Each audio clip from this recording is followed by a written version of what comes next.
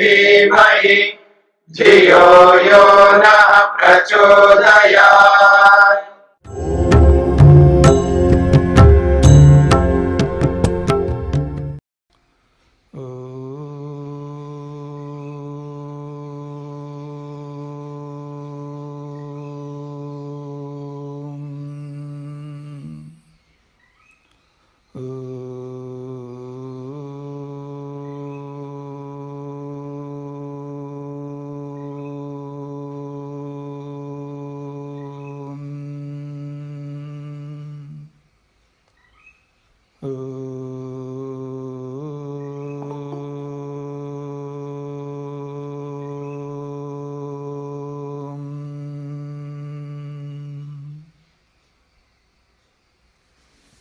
छांदोग्य उपनिषद के अंतर्गत द्वितीय प्रपाठक में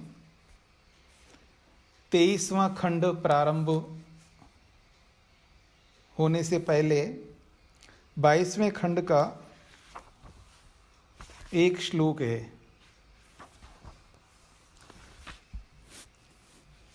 पांचवा श्लोक 22वें खंड का। 4 तक हो गए थे ना पहले।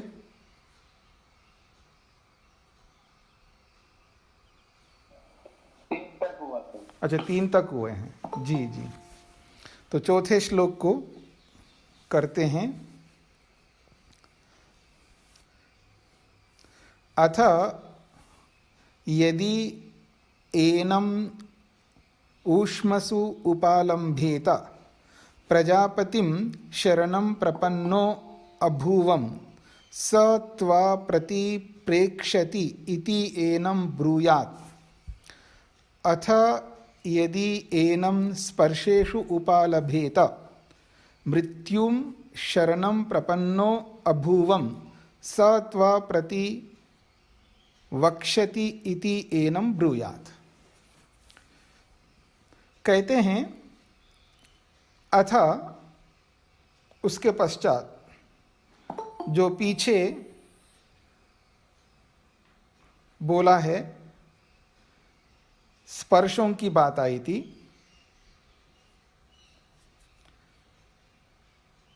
और स्वरों के बारे में बात कही गई थी, ऊष्मों के बारे में बात कही थी। तो स्वर, ऊष्म और स्पर्श, उनके पश्चात, अथ का मतलब है उन सब के पश्चात, यानी स्वरों के, ऊष्मों के, स्पर्शों के पश्चात, यदि एनम, यदि कोई व्यक्ति एनम, इस उपासक को, ऊष्मसु उपालभेत, ऊष्म वर्णों को लेकर के बात कही जा रही है। तो ऊष्मसु का मतलब है ऊष्म वर्णों के संबंध में। ऊष्म कहते हैं शकार, तीनों जो सकार हैं, यानी शरीर वाला जो शकार, और मूर्धन्य भाषा वाला जो शकार, और सड़क वाला जो सकार, श, श और स, या ऐसा भी कह सकते हैं स, श और श, और चौथा अक्षर है हकार। इनको ऊष्म कहते हैं। तो ऊष्मसु, ऊष्म वर्णों के संबंध में यदि कोई उपासक उपासना के काल में तल्लीन होकर के जब परमात्मा का आह्वान करता है, यानी उसकी स्तुति करता है। देखिए, ध्यान में जो होता है वो स्तुति ही होती है, यह प्रार्थना होती है। जब ध्यान में व्यक्ति ध्यान करता है, परमात्मा के स्वरूप का वर्णन करता है, आप ऐसे हो, आप ऐसे हो, आप ऐसे हो, आप ऐसे हो, वो परमात्मा का वर्णन करता है, यानी उसके गुणों का वर्णन करता है। तो उस ध्यान के काल में उपासक उस परमात्मा में तल्लीन हो जाता है, और तल्लीन होकर के जो भी गान कर रहा है, जिन गुणों का आह्वान बखान कर रहा होता है, उस स्थिति में यदि ऊष्म वर्णों में कोई त्रुटि हो जाए उस भक्त से, तब उस भक्त को एनम, उस भक्त को ऊष्मसु ऊष्म वर्णों के संबंध में उपालभेता कोई व्यक्ति उसका उपालंभ करे यानी उसकी अवहेलना करे, तब उस व्यक्ति को क्या कहना चाहिए? तो प्रजापतिम शरणम प्रपन्नः अभूवम। देखिए, मैं तो प्रजापति नामक जो परमात्मा है उसके शरण में गया हुआ था। प्रजापतिम शरणम, प्रजापति नामक परमात्मा के शरण में प्रपन्ना प्राप्त हो गया। अभूवम का मतलब है उसके शरण को प्राप्त हो गया हूँ, यानी उस परमात्मा में मैं विलीन हो गया था। तादात्म्य संबंध से मैं उस परमात्मा के साथ युक्त हो गया था।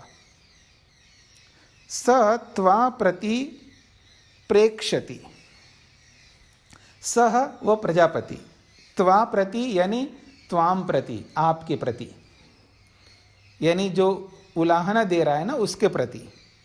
प्रेक्षति कहेगा, वही देखेगा।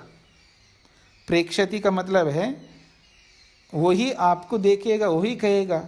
इति एनम ब्रूयात, ऐसा उस उलाहने देने वाले को बोल देना चाहिए। अगली बात कहिए, अथ यदि एनम स्पर्शेषु उपालभेत, तो स्पर्श वर्णों के संदर्भ में, स्पर्श वर्ण वो हैं जो पांचों वर्गों में विद्यमान अक्षर हैं, उन स्पर्श वर्णों के संदर्भ में यदि कोई व्यक्ति त्रुटि करे तो उपालभेता उसको यदि उलाहना देता है। उपालभेता का मतलब है कि सामने वाला व्यक्ति उसका उपालंब करे यानी उसकी अवहेलना करे, दोष निकाले, तब उसको कहना चाहिए मृत्युम शरणम प्रपन्नः अभूवम, मैं मृत्यु के शरण को प्राप्त हो गया था। मैं अपने आप को मृत्यु रूपी परमात्मा में डुबो लिया था, तादात्म्य संबंध को प्राप्त हो गया था। इसलिए मैंने क्या त्रुटि की है मेरे को नहीं पता। हो गया होगा, जैसे बोलता व्यक्ति को समझ में नहीं आता, कई बार वो उसको लगता है उसके मन में तो वही अक्षर है जो वो बोलना चाहता है, लेकिन वाणी से वो अक्षर नहीं निकलते। ये सबके साथ होता है। यानी मन में धारणा तो है हम जिसको कहना चाह रहे, जैसे वो वही वाली बात है, मन के अंदर है कि आपको क्या कहना चाहिए, मिश्री होती है ना, मिश्री जिसको पाउडर करके रखते हैं, और मन में तो मिश्री लेने की बात है, लेकिन ये जो सेंधा नमक होता है ना वो भी पाउडर करके रखते हैं, वो भी वाइट दिखता है, सेंधा नमक, रॉक सॉल्ट जिसको कहते हैं आप। तो वो दोनों वाइट है, दोनों एक साथ मान लो, तो वो उठा तो वो रहा है नमक, लेकिन उसके दिमाग में है मिश्री। तो मिश्री की जगह जो है वो नमक उठा रहा है या नमक की जगह मिश्री को उठा रहा है। ये तो बाहर की वस्तुओं के विषय में, लेकिन बोल तो रहा है आ रहा हूं, बोल तो रहा आ रहा हूं, लेकिन मन में जा रहा हूं। मतलब जा रहा था व्यक्ति, मैं जा रहा हूं ना बोल करके आ रहा हूं बोलता है। जब घर से निकल रहा होता है व्यक्ति, तो घर वाले जो भी होते हैं, चाहे वो पत्नी है पत्नी को बोले, या माता है माँ को बोले, पिता है तो पिता को बोले, तो वो बाहर निकल रहा है या तो जा रहा है, तो जा रहा हूं ना बोल करके आ रहा हूं बोलता हुआ जा रहा है, लेकिन मन में तो है मैं जा रहा हूं। तो हर किसी भी व्यक्ति के साथ में ये होता है, अक्सर होता है कभी ना कभी। तो जैसे किसी में जब उसी में खोया हुआ, क्योंकि उसको जो जाना है तो उसका दिमाग जाने में लगा हुआ है कि ये करना वो करना, जो भी उसके मन में है, तो उनमें खो गया है, इसलिए वो जा रहा हूं ना बोल करके आ रहा हूं बोलता है। ठीक इसी प्रकार से भक्ति के समय में भी पूर्ण नियंत्रण नहीं होता। प्रारंभिक समय में जब व्यक्ति किसी में खो जाता है तो मन पर वैसा नियंत्रण नहीं होता, पूर्ण नियंत्रण। जब पूर्ण नियंत्रण होता है तो सजग रहता है व्यक्ति, पूर्ण रूप से सजग रहता है। लेकिन प्रारंभ में जब पूरा खो जाता है उसमें, तो उसको और कुछ दिखता नहीं है। जैसे उदाहरण के लिए नया नया व्यक्ति ड्राइविंग सीखता है ना, 4 व्हीलर कार चलाना, वो नया नया अभी अभी सीखा है, तो उसका पूरा ध्यान स्टीयरिंग पर और उसमें ब्रेक पर और जो भी उसको ध्यान देना उनमें ही रहता है। और एसी में भी बैठा हुआ है, अंदर जो है ना बिल्कुल टेम्परेचर उसके अनुरूप है, लेकिन पसीना आ रहा होता है उसको। आप देखेंगे ना, मतलब जब नया नया वो स्टीयरिंग हाथ में लेता है और वो मतलब इतना अटेंशन हो जाता है, मतलब इतना सजग हो जाता है व्यक्ति, इतना अधिक खो जाता है उसके अंदर कि वो ब्रेक पर ध्यान दे रहा है, स्टीयरिंग को अच्छी तरह पकड़ रहा है, घुमा रहा है।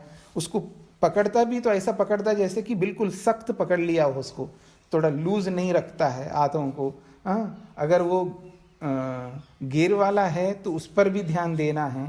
तो इन सब पर ध्यान देता हुआ वो ऐसा खो जाता है कि कुछ गड़बड़ भी कर सकता है और नहीं भी कर सकता है, पर उसमें इतना खो जाता है। वो बोल तो ये रहा है कि हाँ जी मैं ब्रेक लगा रहा हूँ, ब्रेक ना लगा करके वो एक्सीलेटर दबा रहा हो, तो हाँ जी फिर वो नहीं आया, एक्सीलेटर नहीं दबाना, ब्रेक लगाओ। ऐसा बगल में बैठा हो बोल रहा, नहीं जी मैं तो ब्रेक ही दबा रहा हूँ, लेकिन दबा रहा है, एक्सीलेटर दबा रहा है।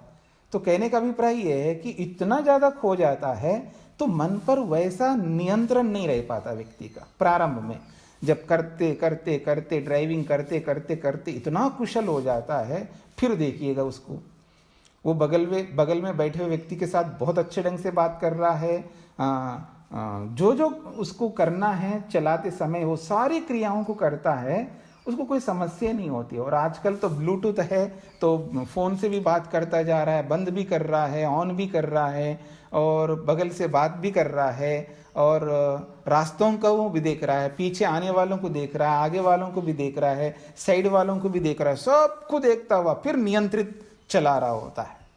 उसमें कुशलता आ जाती है व्यक्ति के अंदर, फिर वहाँ त्रुटियाँ वैसे नहीं कर पाता है। तो जो प्रारंभिक जो भक्त होता है वो भी उसी प्रकार से नया नया सीखने वाला होता है, तो त्रुटियां कर लेता है। ऐसी त्रुटियों को करते समय अगर कोई व्यक्ति उसको उलाहना दे, उसको चिढ़ाए या उसको कुछ और भला बुरा कुछ भी कहे, तब ऐसे व्यक्तियों के लिए ये समाधान करना, देखो जी मैं तो उस परमात्मा में डूब गया था, अब देख लो, अब आप अगर आपको ज़्यादा ही समस्या हो रही है तो आप उसी परमात्मा से पूछ लेना जिसके साथ में जुड़ा हुआ था। अब वो क्या पूछने वाला है, वो समझ जाएगा, इसका ही अभिप्राय है, वो समझ जाएगा हाँ अब ये उसमें खो गया, अब इसको क्या कहना चाहिए। नहीं समझदार है तो वो उसको तो कुछ कहना नहीं चाहिए, लेकिन कई बार किसी को उलाहना देने वाला भी बहुत समझदार होता है, उसको थोड़ा संकेत करते ही वो समझ जाता है, फिर वो नहीं करेगा। और कोई ढीठ आदमी हो तो उसके साथ तो कोई डील करना नहीं हमको। हम लोग जिसके साथ भी डील करते हैं, व्यवहार करते हैं, समझदार लोगों के साथ ही करते हैं व्यवहार। हम जितने भी लोगों के साथ व्यवहार करते हैं ना, लेना देना, आना जाना, बोलना सुनना, ये सब समझदार लोगों के बीच में ही हम करते हैं। जो नॉर्मल लोग होते हैं ना, उनके साथ, एबनॉर्मल के साथ थोड़ा हम व्यवहार करते हैं, नॉर्मल लोगों के साथ ही करते हैं, तो समझ लेते हैं लोग जब ऐसा बोला जाने पर। और जो नहीं समझता इसका मतलब वो ढीठ व्यक्ति है, अब उसके साथ कुछ भी नहीं कर सकते हैं, उसको छोड़ देना चाहिए, क्योंकि ढीठ व्यक्ति को समझाया नहीं जा सकता। इसलिए भर्तृहरि का नाम आपने सुना होगा। भर्तृहरि ने बहुत अच्छी बात कही है, ब्रह्मापि न रंजयति। जो ढीठ आदमी होता है ना, उसको भगवान भी खुश नहीं कर सकता। मतलब इतना ढीठ हो जाता है व्यक्ति, उसको परमात्मा भी नहीं समझा सकता। हम तो मनुष्य, हम क्या समझा पाएंगे उसको। तो कहने का अभिप्राय है, तो ऐसे जो भी उलाहना देने वाले हैं उनको ये बोल देना चाहिए, कहना चाहते हैं मैं तो मृत्यु के शरण में पहुंच गया था, सा त्वा प्रति वक्ष्यति। यदि आपको ज़्यादा ही परेशानी है तो आप मृत्यु से पूछ लीजिएगा और वही आपको बता देगा। इति एनम ब्रूयात, ऐसा उस उलाहना देने वाले को बोल देना चाहिए। ये इसका अभिप्राय हो गया। आगे बढ़ते हैं। सर्वेश्वर घोषवंतः बलवन्तः वक्तव्या इंद्रे बलं ददानि इति। सर्वे ऊष्मानो अग्रस्ता अनिरस्ता विवृता वक्तव्या प्रजापते आत्मानं परिददानीति। सर्वे स्पर्शा लेशेन अनभिनिहिताः वक्तव्या मृत्योः आत्मानं परिहरानि इति। अब कहा जा रहा है सर्वे स्वराः घोषवन्तः, जितने भी स्वर हैं, जो 22 प्रकार के स्वर हैं, स्वर अक्षर है ना, जो 22 प्रकार के हैं। स्वर और व्यंजन 2 प्रकार के विभाग करते हैं अक्षरों के, और व्याकरण की भाषा में इसको कहते हैं हल और अच। हल में सारे व्यंजन आते हैं और अच में सारे स्वर आ जाते हैं। तो 22 स्वरों को इकट्ठा करके वहां पर अच बोला है, अच।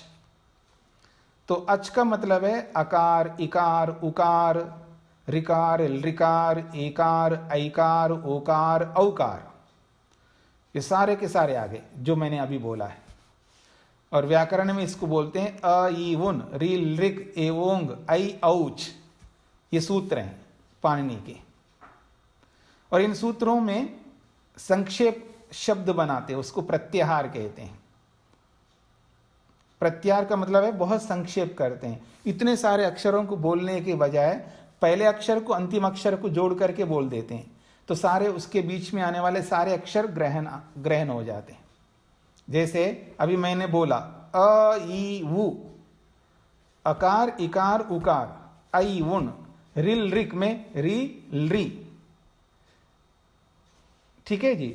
अ, ई, उन एक सूत्र है, रिल, रिक ये दूसरा सूत्र है, ऐ, उन, रिल, रिक, एओंग ये तीसरा सूत्र है, हाई, औच ये चौथा सूत्र है। इन 4 सूत्रों में 22 अक्षर है।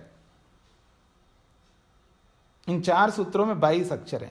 तो इन 4 सूत्रों को ना बोलना पड़े तो इन 4 सूत्रों का एक पहले अक्षर को आकार को लिया है और चौथा सूत्र अंतिम है, उसमें चकार आता है, उस चकार को जोड़ दिया तो अच बन गए। अच का मतलब है सारे के सारे स्वर। पाणिनि ने बहुत सूक्ष्मता से समझाने का प्रयत्न किया व्याकरण में। ऐसे हल में सारे के सारे व्यंजन आते हैं। हल में ह, य, व, रट, लण, य, म, गण, णम, ज, भै, घ, ढ, धश, ज, ब, गड़, दश, ये सारे के सारे अक्षर वहां से लेकर के अंत तक हल एक सूत्र आता है, तो वहां तक सारे के सारे व्यंजन आ जाते हैं। उसमें जितने भी व्यंजन होते हैं वो सब के सब उसमें अंतर्निहित किया है। 22 स्वरों को हटा दीजिएगा, बाकी जितने भी बनते हैं व्यंजन वो सब के सब इसके अंदर लिया, तो उसको हल कहते हैं। हल का मतलब सारे व्यंजन और अच का मतलब सारे स्वर। तो यहां पर ये बोला जा रहा है सर्वे स्वरा, जितने भी स्वर हैं 22 अक्षर हैं, घोषवंतः ये घोष वाले हैं। अक्षरों के कुछ कैटेगरीज दिए हैं शिक्षा शास्त्र में। कौन सा वर्ण कैसा होता है, उसका क्या प्रयत्न होता है, और उसको बोलते हैं तो हमारे गले में क्या क्या प्रभाव पड़ता है, गला कैसे बन जाता है उसको बोलते समय। तो ये सारी बातें जो है ना बहुत सूक्ष्मता से शिक्षा शास्त्र में स्पष्ट किया गया है। तो कहा जा रहा है सर्वे स्वरा, जितने भी 22 स्वर है वो घोषवंतः, ये घोष प्रयत्न वाले हैं। एक घोष होता है, अघोष होता है। तो जैसे कि गले को, जो हमारा गला है, उस गले को पूरा खोल करके जब बोला जाता है, पूरा खोल देते हैं, और जब बोला जाता है तो उसको अघोष कहते हैं। मतलब उसको पूरा खोलते हैं गले को, और गले को थोड़ा दबा के रखते हैं, यानी संकुचित करते हैं। तो जब अक्षर जब निकलते हैं तो बिल्कुल जो है एकदम तीव्र अक्षर आते हैं। जैसे ऊंचे स्वर से जब बोला जाता है ना तो गले को दबाया जाता है, और जब स्वर को बहुत नीचे रखते हैं तो गले को फैलाया जाता है। तो गले को संकुचित करना और फैलाना, बिल्कुल ओपन करना, गले को मोटा कर देते हैं। गले को मोटा करते हैं तो स्वर जो है बहुत मंद हो जाता है और मोटा अक्षर आ जाता है। बहुत धीमी गति से जब बोला जाता है तो गले को बिल्कुल खोल देते हैं तो अक्षर बहुत स्वर उसका बहुत कम आता है। और जब गले को बिल्कुल संकुचित करते हैं ना बिल्कुल, तो स्वर बहुत बढ़ जाता है, ऊंचा स्वर आता है। जैसे मैं बोलूं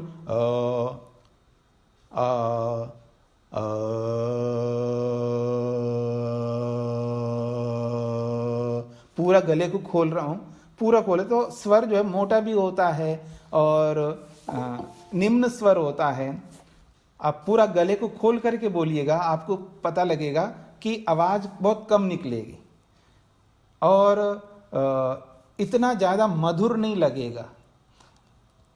वो अलग बात है, अलग अलग व्यक्तियों का अलग अलग होता है। तो पूरा खोल करके बोलिएगा, इतना अच्छा नहीं आएगा। अब उस गले को दबा के और भी मैं ऊंचा बोलूं तो पूरा गला सूखता, मतलब बिल्कुल संकुचित हो जाता है, तो स्वर ऊंचा निकलता है। जितना गले को दबाओगे उतना ही स्वर जो है ना बहुत तीखा, एक तीक्ष्ण स्वर आ जाता है। जो बहुत ऊंचा जो गाते हैं वो तीक्ष्ण करते हैं तो गले को बहुत संकुचित करते हैं। तो संकुचित करना और ओपन करना, इसको कहते हैं संवृत और विवृत। संवृत का मतलब है उसको संकुचित करते हैं, विवृत का मतलब है खोलते हैं। तो यहां पर ये जो अक्षर है मैं आपको शिक्षा शास्त्र से आपको समझाने का प्रयास करूं मैं।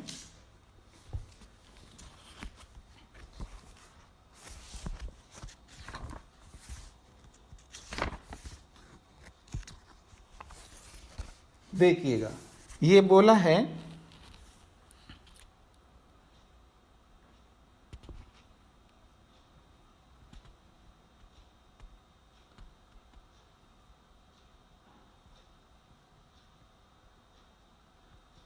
घोष वाले को बोला जा रहा है कि संवृत कंठ, यानी अर्थात कंठ का संकोच करना, संवृत कंठ कहते हैं उसको। संवृत कंठ का मतलब है जिसको गले को बिल्कुल संकोच किया जाता है, तो उस स्थिति में उस संकोच के कारण से अक्षरों का जो स्वर निकलता बहुत ऊंचा निकलता है, उसको संवृत कंठ कहते हैं। इसी को घोष कहते हैं। मतलब इनका उच्चारण जो है ना गंभीर होता है, तीक्ष्ण उच्चारण होता है, ऊंचा उच्चारण होता है, उच्च स्वर से बोला जाता है, इसको घोष कहते हैं। तो ये जो स्वर हैं, अकार आदि जितने भी स्वर हैं, इन सब स्वरों का जो उच्चारण होता है वो संवृत कंठ से होता है, यानी कंठ को संकोच करके बोला जाता है। जैसे अ, ई, उ, री, ली, ए, आई, जब इनको अक्षरों को बोलिए आप तो आपका जो कंठ है वो संकुचित होता है, संवृत कहते हैं इसको। कोई भी स्वर अक्षर को बोलिए, अ, ई, उ, री, ली, ए, आई, ऐसे जब बोल करके देखिए आपका गला जो है ना संकुचित होता है अंदर से, इसको संवृत कंठ कहते हैं और इसी को घोष कहते हैं। मतलब इनका उच्चारण जो है ना एक तीक्ष्ण होता है, अच्छा उच्चारण बाहर निकल करके आता है। फिर कहा है सर्वे स्वरा घोषवंता बलवंता। बलवंत का मतलब है इसमें थोड़ा सा बल लगता है, क्योंकि तीक्ष्ण अक्षर बोलने के लिए, जब स्वर को बहुत ऊंचा रखने के लिए, घोष रखने के लिए, ऊंचे स्वर से बोलने के लिए बल लगता है, शक्ति लगती है। तो बल उसके साथ जोड़ दिया, इसलिए बलवंता। ये सारे अक्षर जो है बलवान होते हैं, अर्थात इनके लिए बल चाहिए। तो इसलिए कह रहे हैं सर्वे स्वरा घोषवंता, सारे के सारे स्वर घोष वाले होते हैं, यानी उच्च स्वर वाले होते हैं, तीक्ष्ण स्वर वाले होते हैं, बलवंता बलवान होते हैं। तो इसलिए उन अक्षरों को वैसे ही वक्तव्य, वैसे ही बोलना चाहिए। इंद्रे बलम ददानी इति। तो कहते हैं इंद्र नामक परमात्मा के माध्यम से वो बल मांग लेना चाहिए, इसलिए वो बलम ददानी, वो बल देने वाला होता है। इंद्र नामक परमात्मा जो है वो स्वरों के अधिपति है और वो बल प्रदान करने वाला होता है। तो वो कहता है बलम ददानी, मैं इन सब अक्षरों के लिए बल दे दूं या मैं बल देता हूं, मैं शक्ति प्रदान करता हूं। ये इंद्र नामक परमात्मा कहता है सभी स्वरों को बोलने के लिए मैं बल प्रदान करता हूं, ये इसका अभिप्राय है। फिर कहा सर्वे ऊष्मानः अग्रस्ता अनिरस्ता विवृता वक्तव्या। कहते हैं सर्वे ऊष्माना, सभी ऊष्म वर्ण जो है, जो अभी पीछे हमने बोला था ना, सकार है, हकार है, ये सब ऊष्म वर्ण कहलाते हैं। अग्रस्ता, अग्रस्ता का मतलब है अन्य अक्षरों के बिना ही ये दबे हुए बोले जाते। जैसे दूसरे अक्षरों को बोलने के लिए जैसे सहयोग लेना पड़ता है, वैसे इसमें नहीं करना पड़ता है।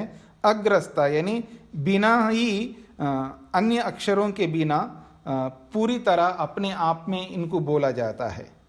अनिरस्ता का मतलब है बाहर की ओर जैसे फेंका जा रहा हो, जैसे श, जैसे बोलते ना श श स, सड़क वाला सकार बोलो तो हवा बाहर निकल रही है, श बोलो तो हवा बाहर निकल रही है, और श बोलो तो हवा बाहर निकल रही है। मान लो कुछ फेंका जा रहा हो, बाहर कुछ फेंक रहे हो, हम लोग बाहर कुछ निकाल रहे हो। इन अक्षरों को बोलते समय ऐसी स्थिति मुंह के अंदर, गले के अंदर बनती है, तो इसलिए इसको कहा अनिरस्ता। और अग्रस्ता का मतलब है मानो कि कोई खाया नहीं हो, किसी आदमी भूखा है, खाया नहीं है, फिर जब बोल रहा हो तो ऐसा लगता है जैसे बिना खाए बोल रहा हो। उन अक्षरों को बोलते समय ऐसा लगता है, इसलिए उन्होंने कहा अग्रस्ता।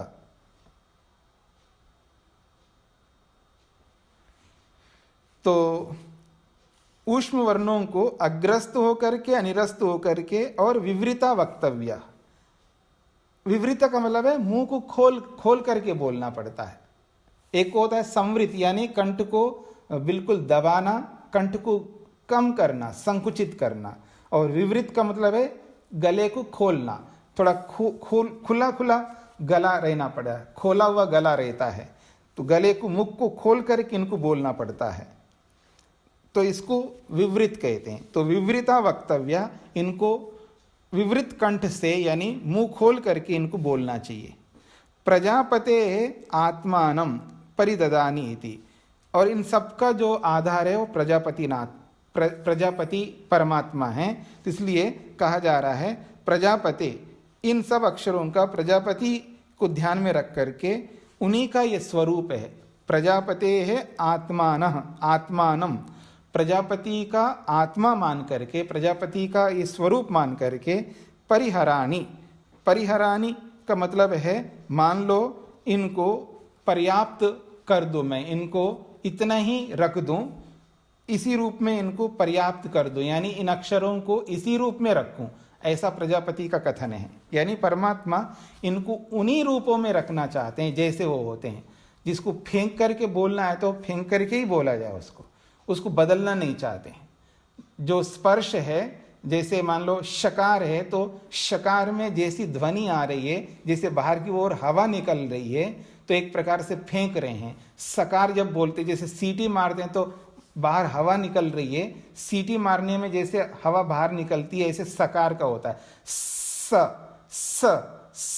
सीटी मारो जैसे फिर उसमें सकार बोलो तो ऐसे लगता है। वैसे सीटी नाम है स सड़क सड़क सड़क सड़क, हल्के से भी बोलो तो भी बाहर हवा फेंका जा रहा है। ऐसे ही श भाषा श, इसमें भी थोड़ा सा हवा बाहर निकल। तो प्रजापति नामक परमात्मा ये कहना चाहते हैं जैसे ये वर्ण हैं इनको वैसे रहने दीजिएगा, इनमें कोई बदलाव मत करिए। अपना कोई नमक मिर्च लगा करके उसको अपने ढंग से कुछ और ढंग से मत बोलना, जैसे उसको वैसे रखा जाए, ये इसका अभिप्राय है। तो ये बोला जा रहा है प्रजापते आत्मानम, मानो ये प्रजापति का आत्मा है यानी उसका स्वरूप है, परिहराणि, इसको उसी रूप में रखा जाए जिस रूप में वो अक्षर हैं। फिर कहा सर्वे स्पर्शा लेशेन अनभिनिहिता वक्तव्या, सर्वे स्पर्श, और जितने भी स्पर्श अक्षर हैं उन अक्षरों को लेशेन अनभिनिहिता, इसको थोड़ा सा, लेश का मतलब है तनिक भर यानी थोड़ा सा, किसी के साथ मिलाते हुए भी लगता है लेकिन मिलाना भी नहीं, यानी पूरा मिला करके भी नहीं रखना और बिना मिलाए ही उन अक्षरों को बोलना चाहिए। जैसे क, जैसे अकार है ना, अकार अवर्ण, अवर्ण का उच्चारण कंठ से होता है, लेकिन ककार का भी वर्ण जो है का जो है वो भी कंठ से होता है। तो अकार के साथ मिला हुआ जैसा भी लगता है लेकिन नहीं मिलाना, इसका ये अभिप्राय है। तो इसलिए कहा जा रहा है लेशेन अनभिनिहिता, तनिक भर न मिलने, न मिलाते हुए, यानी थोड़ा सा टच करो लेकिन पूरा टच करके नहीं रखना, इसका ही अभिप्राय है। यानी आकार के साथ थोड़ा सा मिला लो लेकिन पूरा नहीं मिलाना, इसका ही अभिप्राय है। ऐसा करके इन अक्षरों को बोलना चाहिए। मृत्यो आत्मानम, तो मानो इन सब अक्षरों का जो स्पर्श अक्षर है, मानो ये मृत्यु का स्वरूप है, मृत्यु का आत्मा है, ये ऐसा कहना चाह रहे हैं। और परिहाराणी मतलब जैसे ये अक्षर बोले जाते हैं उनको वैसे ही रखो, उनको बिगाड़ो नहीं। मुख्य बात यह है कि जो जो अक्षर जिस जिस स्थान से, जिस जिस प्रयत्न से, जिस जिस घोष से या अघोष से या संवृत से या विवृत से बोला जाता है, उनको उसी रूप में बोलना चाहिए, उसको बदलना नहीं चाहिए, इसका अभिप्राय है। तो वर्णोच्चारण शिक्षा में यानी शिक्षा शास्त्र में हर वर्ण को बोलने का अपना अपना स्थान है। किसी वर्ण को बोलने का स्थान कंठ है, गला है, कंठ से बोला जाता है, जैसे अकार है, और कवर्ग है, अकूह विसर्जनीय कंठ्य, अकूह विसर्जनीय कंठ्य, एक सूत्र है ये वर्णोच्चारण शिक्षा का। तो उसका मतलब है अवर्ण और कवर्ग क ख ग घ ङ, ये जो 5 अक्षर है कवर्ग के अंदर, और विसर्जनीय और हकार, इनको कंठ से बोला जाता है। और कुछ अक्षरों को तालु से बोला जाता है, कुछ अक्षरों को मूर्धा से बोला जाता है। मूर्धा का मतलब है, जैसे इधर देखिए मेरी ओर, देखिए ये नीचे के, ये जो मेरी उंगलियां हैं ऐसे मुड़ी हुई, ये नीचे के दांत है, और ऊपर की जो उंगली मुड़ी हुई है ये ऊपर की दांत है, दोनों को मिलाइए ऐसे। तो ये एक प्रकार से ये हमारा बन गया, नीचे के दांत ऊपर के दांत। तो जो ऊपर के दांत हैं, ऊपर के दांतों के थोड़ा सा ऊपर जाएंगे तो खुरदरापन है, उसको तालु कहते हैं। दांतों के दांत जहां समाप्त होते हैं उसके ऊपर जो है ना थोड़ा खुरदरापन है, उसको कहते हैं तालु।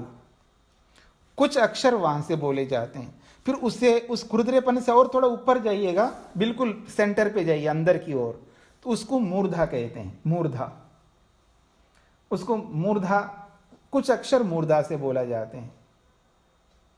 तो कुछ अक्षर मूर्धा से, कुछ अक्षर तालु से, कुछ अक्षर दांतों के बीच में से, कुछ अक्षर गले से, कुछ अक्षर नाक और गले से, ऐसे अलग अलग अक्षरों को बोलने के अलग अलग स्थान हैं। तो इन सब स्थानों को, किस अक्षर का कौन सा स्थान है एक बात, फिर उनका प्रयत्न होता है, कोई बाह्य प्रयत्न से, कोई आभ्यंतर प्रयत्न से बोला जाता है, तो इनके प्रयत्न भी होते हैं। फिर इनका वो भी होते हैं, घोष है ये या अघोष अक्षर है, ये संवृत अक्षर है या विवृत अक्षर है, यानी इस अक्षर को गले को संकुचित करके बोलना है, गले को खोल करके बोलना है। ये सारे के सारे नियम होते हैं। तो इन सारे के सारे नियमों को, जैसे वो नियम है उन नियमों को वैसे ही रखना, आप अपनी ओर से कोई बदलाव नहीं करना। इस श्लोक का एकमात्र ये भाव है, इस रूप में समझ लीजिएगा। तो आप बीच में या मृत्यु को और प्रजापति को, इंद्र को, इन सबको अगर ना समझ में आया आप लोगों को, भाई इन अक्षरों के साथ मृत्यु को क्यों जोड़ा है और प्रजापति को क्यों जोड़ा है, इंद्र को क्यों जोड़ा है, उसको छोड़ दो। आपको समझ में अगर नहीं आता है, बस इतना समझ लेना, इस श्लोक में ये बात कही गई है, इसका सार ये है, जिस वर्ण का जो स्थान है उसको जैसे बोलना चाहिए वैसा ही हम सबको बोलना चाहिए। अगर हम ऐसा नहीं बोलते हैं तो वो अक्षर यथास्थान से नहीं निकलेंगे तो अशुद्ध निकलेंगे, गलत निकलेंगे और गलत अभिप्राय में निकल जाएगा। आप बोलना ये चाह रहे हैं सकार और निकल रहा है शकार, आप बोलना चाह रहे हैं शकार, निकल रहा है सकार, तो फिर अभिप्राय अलग लेंगे लोग, फिर वही बात आएगी, देखो इसको बोलना नहीं आ रहा, उलाहना देते रहेंगे लोग, फिर उसका अब समाधान करते रहो। ये इन सब का यही प्रयोजन है। तो ये प्रसंग पूरा होता है, थोड़ा सा आपका जो सिर का भार है वो हल्का कर देता हूँ। अब थोड़ा सा नया प्रसंग आ रहा है, आपको भाएगा। तो आते हैं त्रयो धर्म स्कंधा, प्रसिद्ध वचन है यज्ञो अध्ययनम दानमिति। प्रथमः तपः एव, द्वितीयो ब्रह्मचारी आचार्य कुलवासी, तृतीयो अत्यंतम आत्मानं आचार्य कुले अवसादयन्, सर्वे एते पुण्यलोका भवन्ति ब्रह्म संस्थो अमृतत्वमेति। बहुत प्रसिद्ध श्लोक है और व्याख्यानों में, कथाओं में विद्वान लोग, पुरोहित लोग, सन्यासी लोग, प्रवक्ता लोग, इन सब बातों को लेकर के अक्सर व्याख्यान प्रवचन दिया करते हैं और बहुत महत्वपूर्ण है। ये जीवन में धारण करने योग्य व्रत हैं ये, और धर्म के ये स्तंभ है, मतलब स्कंद कहलाते हैं। स्कंद का मतलब खंबे, मतलब अगर हमारे जीवन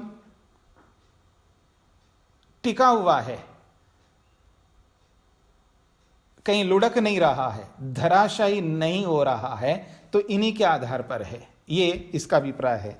तो त्रयः धर्मस्कंधाः, धर्म के 3 खंबे हैं। स्कंध कहते हैं खंबे या आधार भी कह सकते हैं। धर्म के 3 आधार स्तंभ है। क्या है वो? यज्ञोध्ययनम दानमिति।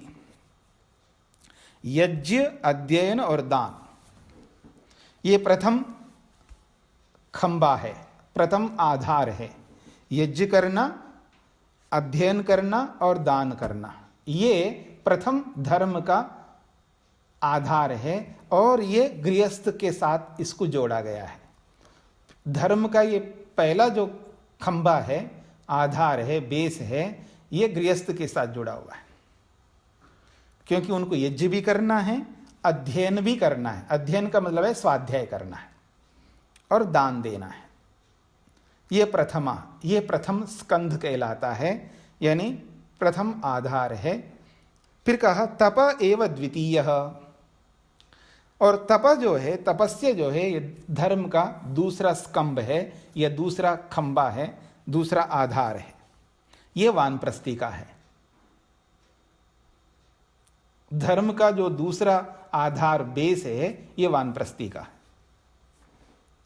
ब्रह्मचारी आचार्य कुलवासी तृतीय, धर्म का तीसरा जो खंबा है वो है ब्रह्मचारी, जो कि आचार्य कुलवासी, वो आचार्य के कुल में ही रहना है, उसको घर पे नहीं रहना चाहिए।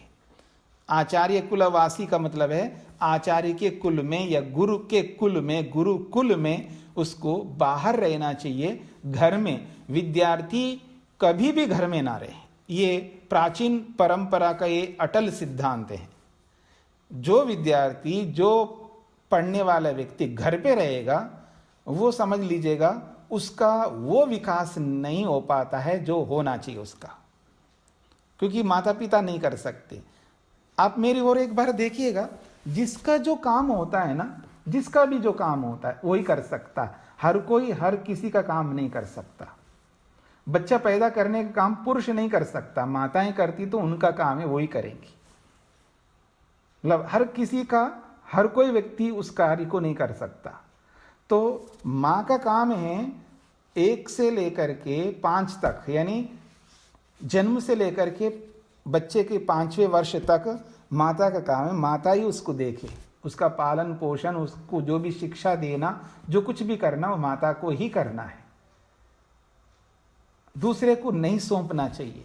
हम अपने अपने छोटे मोटे स्वार्थों के लिए हम उस निर्माण रूपी कर्तव्य को दूसरों को सौंपते हैं, बहुत ही हानिकारक है। ये कब लोगों को समझ में आएगा ये हम नहीं कह सकते। जिसका काम है उसी को करना चाहिए। कई बार कहते हैं, लोग सोचते हैं हम दादा दादी के पास छोड़ दिए जी, वो लोग बहुत अच्छा ख्याल रखते हैं, वो नहीं रख सकते। कोई आप में से दादा दादी कोई हो, आपको बुरा लगे तो अच्छी बातें लगनी चाहिए। तो कहने का अभिप्राय है कि निर्माण जो है जिसका काम है वही करेगा, दूसरे को नहीं सौंप सकते और नहीं सौंपना चाहिए। जिसका कर्तव्य उसी को करना चाहिए, क्योंकि कर्तव्य कर्म को नहीं छोड़ सकते। एक बात समझने का प्रयत्न करना, एक कर्तव्य को छोड़ करके दूसरे कर्तव्य को करने का ये अर्थ है कि हम अधर्म कर रहे हैं। मतलब ईश्वर के एक कर्तव्य का तो पालन नहीं कर रहे हैं, उसको छोड़ करके जो भी करेंगे वो अकर्तव्य माना जाएगा, अर्थात वो अधर्म माना जाएगा। तो हम भले अच्छे कर्म करें, वो मतलब दूसरी दृष्टि से वो अच्छे कर्म कह सकते हैं, लेकिन वो अच्छे कर्म है ही नहीं है, वो पाप कर्म हो जाएंगे। अपने कर्तव्य को छोड़ करके आप कितने ही लौकिक दृष्टि से अच्छा मान करके करते हो, वो सारा का सारा पाप हो जाता है, चाहे वो मेरा हो चाहे आपका हो। जो मेरा कर्तव्य मैं ही नहीं करूंगा तो भी मेरा पाप बनेगा, और आपका जो कर्तव्य है आप नहीं करेंगे तो भी वो आपका पाप माना जाएगा। उसके पीछे छोटे छोटे स्वार्थ रहते हैं, चाहे नौकरी का स्वार्थ हो या किसी का भी अलग अलग स्वार्थ होते हैं। वो स्वार्थ जो है बहुत छोटे होते हैं, निर्माण सबसे बड़ा काम होता है। याद रखना, निर्माण का कार्य दुनिया में सबसे उत्कृष्ट कर्म है, जो भगवान करता है, जो माँ करती है, जो पिता करता है, जो गुरु आचार्य करता है। बस दुनिया में ये चार लोग ही हैं करने वाले। या तो परमात्मा निर्माण करता है, माता करती है, पिता करता है, ये आचार्य करता है। ये चार लोगों का जो कर्तव्य है बहुत महत्वपूर्ण है और इन्हीं को करना चाहिए। तो इसलिए कहा जा रहा है यज्ञ करना कराना, अध्ययन करना कराना और दान देना लेना, ये जो है ये गृहस्थी के कर्तव्य है। इसलिए पहला जो धर्म का आधार बेस जो स्कंध बताया है वो गृहस्थ के लिए, इसलिए प्रथम स्कंध। फिर कहा तपः एव द्वितीय स्कंध, दूसरा जो स्कंध है धर्म का वो तप है। तो ये जो वानप्रस्थी है उसको तपस्या करनी होती, तपस्या प्रधान वानप्रस्थ होता है, उसमें तपस्या ही तपस्या करनी होती है, शरीर से भी, वाणी से भी और मन से भी, तीनों प्रकार से उसको तपस्या करनी होती है। तो ये दूसरा है। फिर तीसरा जो धर्म का स्कंद है ब्रह्मचर्य काल। तो ब्रह्मचारी आचार्य कुलवासी, ब्रह्मचारी जो है वो आचार्य कुलवासी, आचार्य के कुल में रहे, आचार्य के पास में रहे, वो घर में नहीं रह सकता। रहने को रहते हैं, आजकल सभी लोग रहते हैं, घर से ही पढ़ाई करते हैं, पर उसका वैसा निर्माण नहीं हो पाता है जैसा होना चाहिए। इसलिए वही माता पिता बाद में जो है बैठ करके रोते हैं या परेशान होते हैं, ये दुखी रहते हैं, देखो ये मेरे बच्चे ये नहीं करते हैं, वो नहीं करते, हमारी बात नहीं मानते, वो है ये है। उसके पीछे यही कारण होता है, घर में रख करके उनको लाड़ प्यार जो भी करते हैं हम लोग करके उसको जो शिक्षा देनी चाहिए, जिसको देनी चाहिए वो दे नहीं पाते, क्योंकि स्वयं तो हम नहीं दे सकते, वो शिक्षक ही दे पाएगा। गुरु के कार्य को माता पिता नहीं कर सकते और माता पिता के कार्य को गुरु नहीं कर सकता। तो इसलिए 8 साल के बाद में गुरु के पास जाएगा, बाहर ही जाना चाहिए, उसको बाहर ही पढ़ना चाहिए। कुछ लोग जो है बोर्डिंग स्कूल में डालते हैं, वो बेटर है, घर पे रहने की अपेक्षा बोर्डिंग स्कूल में रहेगा तो ज़्यादा सीख पाएगा बच्चा। घर में कम सीखता है और बोर्डिंग स्कूल में ज़्यादा सीखता है और गुरुकुल में सब कुछ सीखता है। तो ये बात है। फिर कहा अत्यंतम आत्मानम आचार्य कुले अवसादयन, ये जो ब्रह्मचारी होता है उसकी तो बहुत बड़ी तपस्या होती है। वो कह रहे हैं अत्यंतम आत्मानम आचार्य कुले अवसादयन। आत्मानम का मतलब है अपने आप को, ब्रह्मचारी जो है आत्मानम अपने आप को, अत्यंतम अत्यंत कठोर करके आचार्य कुल में अवसादयन, आचार्य कुल के अंदर उसको अपने आप को तपाता है, अपने आप को दुख देता है। एक प्रकार से अवसादयन का मतलब है अपने आप को दुख देता है, कष्ट देता है, क्योंकि विद्या प्राप्त करने के लिए बहुत कष्ट उठाने पड़ते हैं, बहुत दुख भोगना पड़ता है। इसलिए स्वामी दयानंद सरस्वती लिखते हैं, विद्यार्थी व त्यजेत सुखम, विद्यार्थी व त्यजेत सुखम। यदि विद्यार्थी अगर बनना चाहते हो तो सुख छोड़ना पड़ेगा। सुखार्थी व त्यजेत विद्या, अगर आपको सुख चाहिए तो विद्या छोड़ दो। यदि आप सुख चाहते हो ना, जैसे घर में क्यों रहता है बच्चा और माँ बाप भी नहीं जी हम इसको बाहर नहीं भेजना चाहते हैं, मतलब वो उसको बहुत अच्छी पढ़ाई के लिए उसको कहीं जाना चाहते हैं, तो कुछ ऐसे माता पिता भी होते हैं, मैं बहुत देखता हूँ कई लोगों को, नहीं जी हम अपने बच्चों को बहुत दूर नहीं भेजना चाहते हैं, हम यहीं पढ़ ले, यहीं आसपास के कोई कॉलेज में, या यहीं कोई अच्छा कॉलेज मिल जाए तो यहीं पढ़ाएं, हम दूर नहीं भेज सकते, अपने बच्चे को अपने से दूर नहीं रखना चाहते, भेजते ही नहीं है, क्योंकि बाहर जाएगा उसको थोड़ा दुख झेलना पड़ेगा, कष्ट भोगना पड़ेगा, और कुछ ठोकर खाएगा तो कुछ सीखेगा। हानि भी है, लाभ भी है, दोनों स्थितियां हैं। ऐसा नहीं कि बाहर कहीं कॉलेज में या कहीं हॉस्टल में कहीं इधर उधर रहता है तो कुछ हानियां भी है, ऐसा नहीं कि वहां हानि नहीं होती है, और लाभ भी होते हैं। तो ज्यादा लाभ हो और हानि कम हो। याद रखना, ऐसा कार्य करना चाहिए जिसमें अधिक से अधिक लाभ हो और कम से कम हानि हो, वो कार्य को हमेशा करना चाहिए। और दुनिया में कोई ऐसा कार्य नहीं है जिस कार्य के पीछे हानि नहीं होती हो, और दुनिया में कोई ऐसा कार्य नहीं है जिसके पीछे लाभ नहीं होता हो। हर कार्य में हानि भी है और लाभ भी है। कोई भी ऐसा काम आप देखेंगे उसमें दोनों रहेंगे, हानि भी और लाभ भी। पाप कर्म हो या पुण्य कर्म हो, कोई भी कर्म हो, सब में हानि लाभ होते हैं। पाप में ज्यादा हानि होती है, लाभ कम होता है। पुण्य में ज्यादा पुण्य होता है और यानी ज्यादा लाभ होता है और हानि कम होती है पुण्य कर्म में। तो विद्या प्राप्त करने में पुण्य है, विद्या प्राप्त करना अपने आप में बहुत बड़ा पुण्य है, लेकिन इसमें हानि भी होती है। उसको बहुत जल्दी उठना पड़ता है, बहुत सारे सुखों को छोड़ना पड़ता है, तो दुख ज्यादा मिलते हैं उसको विद्यार्थी काल में। इसलिए कहा जा रहा है आत्मानम अत्यंतम अवसादयन, अपने आप को अत्यधिक दुख देता हुआ आचार्य कुल में अपने आप को सुपुर्द कर देता है। इसलिए उसका दूसरा जन्म होता है आचार्य के कुल में, आचार्य के गर्भ में जाता है, वह बहुत कष्ट भोगता है। इसलिए गर्भ में जितने दुख मिलते हैं उतने दुख बाहर नहीं मिलते हैं। इसलिए ऋषियों ने गर्भ के दुख को सबसे बड़ा दुख माना है, मृत्यु के दुख को इतना बड़ा नहीं माना। मतलब बड़ा तो है, लेकिन गर्भ से होने वाले दुख के बाद में उसका क्रम आता है। सबसे बड़ा दुख गर्भ में रहना है। तो ठीक इसी प्रकार से जो विद्यार्थी जो है आचार्य के कुल में रहता है, उसको सबसे ज्यादा दुख, सबसे ज्यादा तप वहीं करना पड़ता है विद्या प्राप्ति के लिए। वो तप जाता है, वहां पर ज्यादा दुख भोगता है। और गृहस्थ में आते ही फिर वो उसके दुख कम हो जाते हैं, सुख बढ़ जाते उसके। इसलिए स्वामी दयानंद सरस्वती जी लिखते हैं, अब ये इसको समावर्तन करके ये आया है, इसको थोड़ा खिलाइए पिलाइए, उसको इत्तर लगाइए, उसको बाल ऐसे बनाइए, उसको मालाएं डालिए, उसको ये कर दीजिए वो कर दीजिए, ऐसे करके उसको थोड़ा हृष्ट पृष्ट कर दो, ऐसा लिखते हैं आप सत्यार्थ प्रकाश में देखेंगे ना आप।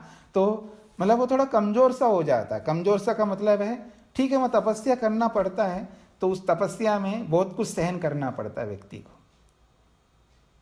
और एक बात है, अल्पाहारी गृह त्यागी, मतलब ब्रह्मचारी के लिए अल्पाहार यानी कम खाना है। मतलब थोड़ा भी ज्यादा खाएगा तो आलस्य आएगा, तंद्रा आएगी, निद्रा आएगी, एकाग्रता भंग होगी, सात्विकता नहीं रहेगी। इसलिए उसको बिल्कुल ऐसे रखते हैं, उसको बिल्कुल नपा तुला ऐसा रखना पड़ता है उसको, जिससे कि वो दुख ज्यादा लगता है उसको, इसलिए वो भागना चाहता है। जैसे ब्रह्मचारी जब नए नए आ जाते हैं कुछ समय में, लेकिन वर्षों हो जाते हैं, लेकिन उसके दिमाग में कोने में रहता है, यदि उसने विद्या के महत्व को नहीं जाना है, हे भगवान कब मेरे को छुट्टी मिलेगी, मैं भाग जाऊं यहाँ से, ऐसे ताकते रहते हैं और जैसे अवसर आता है भाग जाते हैं लोग।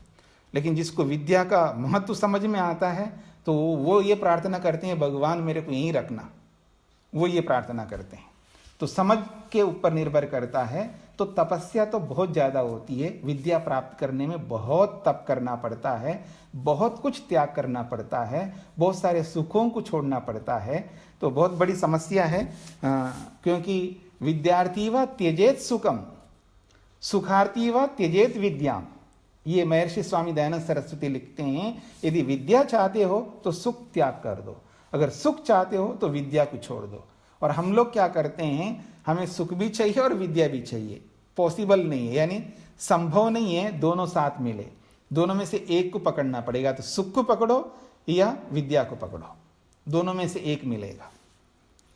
अब आइए आगे बढ़ते हैं। सर्वे एते पुण्यलोका भवन्ति, सर्वे एते, ये जो तीनों आश्रम वाले हैं ना, गृहस्थाश्रम, वानप्रस्थाश्रम और ब्रह्मचर्य आश्रम, ये तीनों आश्रम वाले सर्वे एते पुण्यलोका भवन्ति, ऐसा करके ये पुण्यलोक को प्राप्त होते हैं। इनकी जो गति है ये पुण्यलोक है, स्वर्गलोक को प्राप्त होते हैं। और जो सन्यासी है वो इन पुण्यलोकों में नहीं जाता, उसके लिए कहा ब्रह्म संस्थो अमृतत्व में। ब्रह्म संस्था का मतलब है सन्यास, सन्यास आश्रमी, जो ब्रह्म में स्थित रहने वाला है। ब्रह्म संस्था का मतलब है जो ब्रह्म में स्थित रहता है, क्योंकि सर्व त्यागी होता है, वो सब कुछ त्याग करता है। तो वो त्यागी, तपस्वी, विद्यावान, विवेकी, वैराग्यवान, समाधिस्थ व्यक्ति जो सन्यासी होगा, हर कोई कपड़े लाल पीला करने वाले नहीं, हर कोई व्यक्ति नहीं, जो वास्तव में सन्यासी हो, जिसने सर्वस्व का त्याग किया हो और तपस्या करता हो, विद्यावान भी हो, विवेकी भी हो, वैराग्यवान भी हो, ये सारे गुण उसके अंदर हो, वो है ब्रह्म संस्था, वो ब्रह्म में स्थित है, वो अमृतत्व में थी, वो अमृतत्व को प्राप्त करता है। ये बात कही यहाँ पर। तो ये बहुत महत्वपूर्ण बात है। त्रयः धर्म स्कंधा, धर्म के 3 स्कंध है, यानी धर्म के 3 आधार स्तंभ हैं। कि यज्ञ जो है ये 5 यज्ञ इसके अंतर्गत आते हैं, जो कि देव यज्ञ हैं, मतलब प्रारंभ से अगर हम चलेंगे, ब्रह्म यज्ञ जिसको आप संध्या वंदन कहते हैं, संध्या कहते हैं, फिर उसके बाद देव यज्ञ जो अग्निहोत्र कहते हैं, उसके बाद पितृयज्ञ, माता पिता की जो सेवा हम लोग करते हैं वो पितृयज्ञ में आता है, और फिर बलिवैश्वदेव यज्ञ जो कि बलि देना होता है, उपहार देना होता है, पशु पक्षी आदियों को कुछ खिलाना पिलाना होता है, अग्नि को भी खिलाना होता है, वो बलिवैश्वदेव यज्ञ कहलाता है। फिर अतिथि यज्ञ। तो ये 5 यज्ञ जो है ये गृहस्थ के कर्तव्य हैं, उनको करना है। अध्ययन जो है, पढ़ना पढ़ाने का जो भी कार्य है, वो गृहस्थ अगर वैश्य है तो वैश्यों को पढ़ाते हैं, क्षत्रिय है तो क्षत्रियों को पढ़ाते हैं, ब्राह्मण है तो ब्राह्मणों को पढ़ाते हैं, अथवा ब्राह्मण तीनों वर्णों को पढ़ाता है, या ब्राह्मण सभी को पढ़ाता है। अगर ब्राह्मण नहीं है तो फिर क्षत्रिय पढ़ाता है, अगर क्षत्रिय भी नहीं है तो वैश्य पढ़ाता है। ऐसे ये सब नियम है शास्त्रों में, ये सारे काम करने होते हैं। फिर दान देना ये गृहस्थ का कर्तव्यों में प्रमुख कर्तव्यों के रूप में दिया गया है, इसलिए इसको धर्म का पहला स्तंभ, पहला स्कंध, पहला आधार ये बताया गया। और तप एवं द्वितीय जो है, ये दूसरा जो है, इसमें तपस्या तप प्रधान होता है, क्योंकि गृहस्थ आश्रम में बहुत कुछ करके आता है और उन सबको वो छोड़ करके जब आता है तो उसको वो सताता रहता है, मतलब घर सताता है, संबंध जो है ना, रिलेशनशिप, वो सताते रहते हैं, उसका मन बार बार जो है लुढ़कता रहता है, पति के लिए, पत्नी के लिए, बच्चों के लिए, पोते पोतियों के लिए, उसके लिए, इसके लिए कुछ ना कुछ उसके साथ लगे रहते हैं सब, तो उनका मन ललचाता रहता है उनके प्रति। तो इसलिए उसको बहुत बड़ा तप करना पड़ता है। तो ये जो वानप्रस्थ आश्रम है ये तप प्रधान आश्रम है, इसमें बहुत तप करना पड़ता है। तो इसकी चर्चा फिर करेंगे, तप जो है बहुत विशिष्ट है। और ब्रह्मचारी का तो आपको पता ही है, जिसमें विद्या अर्जन करने के लिए उसको बहुत कुछ अपने आप को तपाना पड़ता है, इसलिए वानप्रस्थी और ब्रह्मचारी लगभग एक जैसे होते हैं,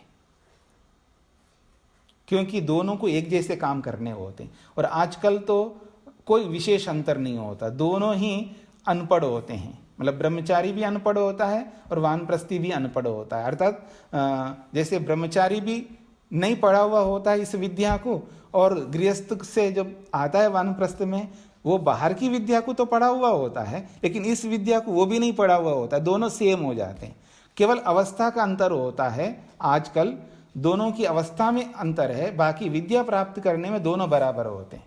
इसलिए दोनों को उसी जैसा एक जैसा कर्म करने होते हैं। बस शरीर वहाँ रोकता है, तो वानप्रस्थी के लिए शारीरिक तप अलग प्रकार का होगा और ब्रह्मचारी के लिए शारीरिक तप अलग प्रकार का होगा, लेकिन दोनों की स्थिति एक जैसा है आजकल। तो ये 3 प्रकार के आधार यहाँ पर बताए महत्वपूर्ण। जी, किसी का कोई प्रश्न हो तो पूछ सकते हैं।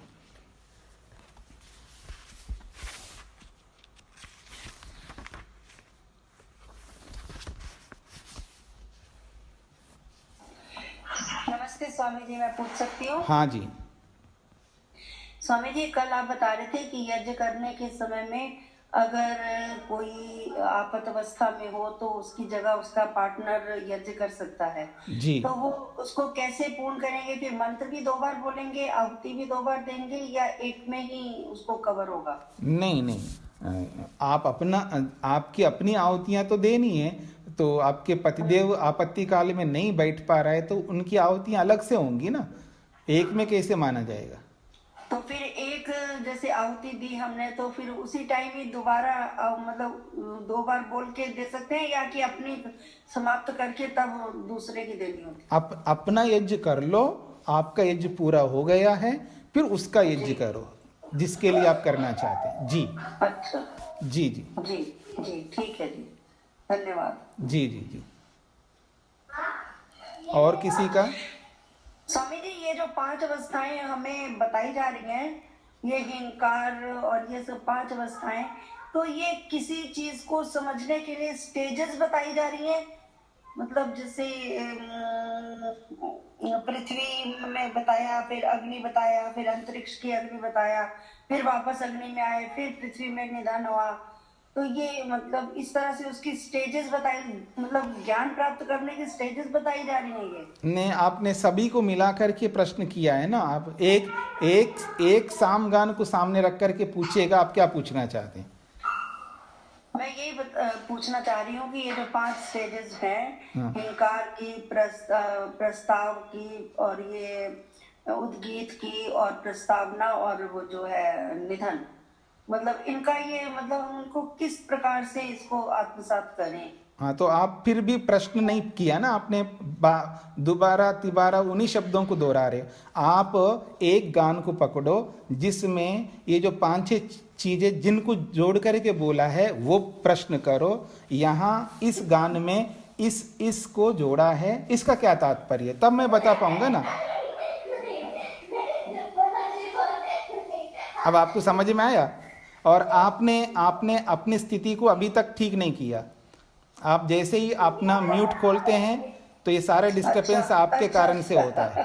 जी। अच्छा, ठीक है जी, सॉरी, इसके लिए तो मैं भूल ही गई। ठीक है जी, सॉरी, मैं करती हूँ। आपको एकांत रहना है ना, अकेले में रहना है। जी जी जी जी। तो जी, आपका जो प्रश्न है वो एक गान के साथ जुड़ जाओ जो आपको समझ में नहीं आता है, फिर उसके साथ जोड़ करके इस गान में ये 5 बातें आई है और इन 5 वस्तुओं के साथ इनको जोड़ा है, ये क्यों जोड़ा है, ये क्या कहना चाहते हैं, आपको क्या नहीं समझ में आए, तब तो मैं बता पाऊंगा ना। आप गुलामिला गोलमोल करके सबको जोड़ करके पूछ रहे हैं आप प्रश्न, तो मैं कैसे उत्तर दे पाऊंगा उसको?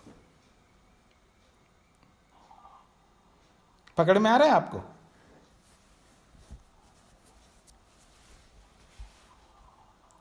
चलिए। हाँ जी जी जी, ठीक है। अच्छा जी प्रणाम स्वामी जी। जी जी।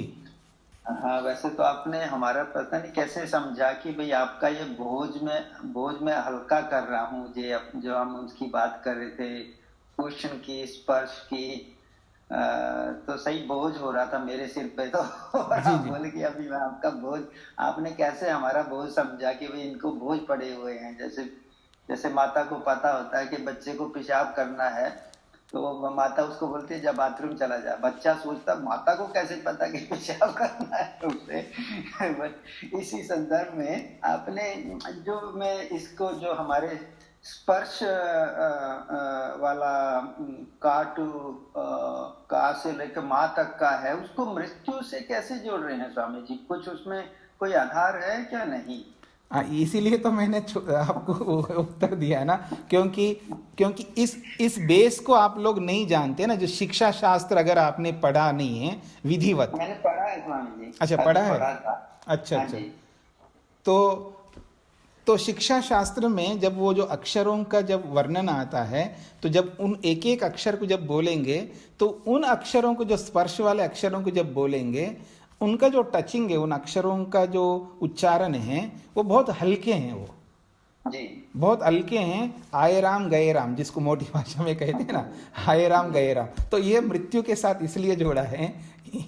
अश्वत्थेवो निषदनम, जैसे पीपल का पत्ता होता है ना, उसी की तरह ये अक्षर है, इसलिए मृत्यु के साथ जोड़ा है इनको। तो मृत्यु भी मतलब का पीपल के पत्ते की तरह है कि कब आ जाए पता नहीं। हाँ जी, हाँ जी, मृत्यु, हाँ जी, मृत्यु जो है ना, अचानक आती है और अचानक बह जाती है। जी हाँ, बिल्कुल बिल्कुल। जी जी जी। हाँ, और बीच में कोई बोल रहे थे? स्वामी जी नमस्ते। जी नमस्ते जी। स्वामी जी, पाप कर्म में तो लाभ कैसे होता है? थोड़ा लाभ, हानि ज्यादा, तो पाप कर्म में तो हानि दिखती है हमें तो। हानि आपको, क्योंकि जिसको आप पाप मान करके छोड़ रहे हो तो आपको हानि दिखेगी। लेकिन कोई पाप को, जो चोरी करने वाला चोरी करता है, उसको लाभ देखता है तभी तो करता है। कुछ तो लाभ मिलता है ना, चोरी करने वाले को कुछ तो लाभ, पैसे तो मिल रहा है, क्योंकि सामने वाले की हानि हो रही है, उसको थोड़ा लाभ मिल रहा है ना। उसको दंड देंगे तब दुख मिलेगा, जब तक दंड नहीं दिया जाएगा तब तक कुछ तो लाभ दिख रहा है ना उसको, ऐसा। जी जी जी, धन्यवाद आचार्य जी। शराब में भी लाभ है, उसमें हानि तो बहुत ज्यादा है लेकिन लाभ भी है, तो थोड़ा सा उसको सुख मिल रहा होता है इसलिए पीता है। सिगरेट में बहुत हानि है लेकिन उसको पीते समय जो नशा चढ़ रहा होता है, थोड़ा सा लाभ है ना। तो जितने भी गलत कर्म होते हैं उनमें थोड़ा थोड़ा लाभ है और अधिक हानि है, और जितने भी पुण्य कर्म हैं उसमें अधिक लाभ है, थोड़ी थोड़ी हानि है उसके अंदर।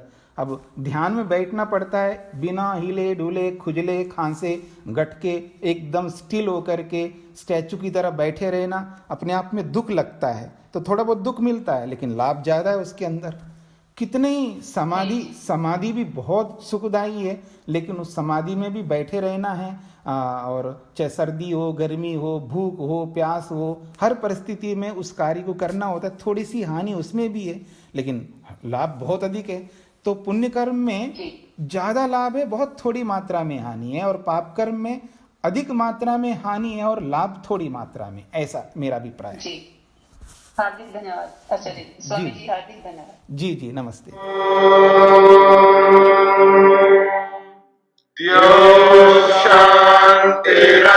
शान्तिरन्तरिक्षं शान्ति पृथिवी शान्तिरापः शान्तिरोषधयः शान्तिः वनस्पतयः शान्तिर्विश्वे देवाः शान्तिर्ब्रह्म शान्ति सर्वं शान्ति शान्तिरेव शान्ति क्षमा शान्तिरेधि ॐ शान्ति शान्ति शान्ति